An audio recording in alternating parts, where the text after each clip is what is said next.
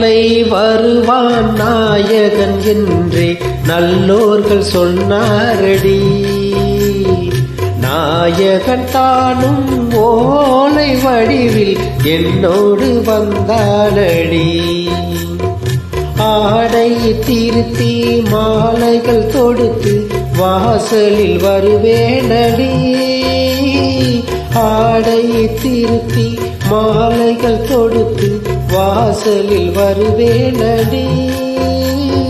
மன்னவன் என்னை மார்பில் தழுவி வாழ்வேன சொல்வானடி.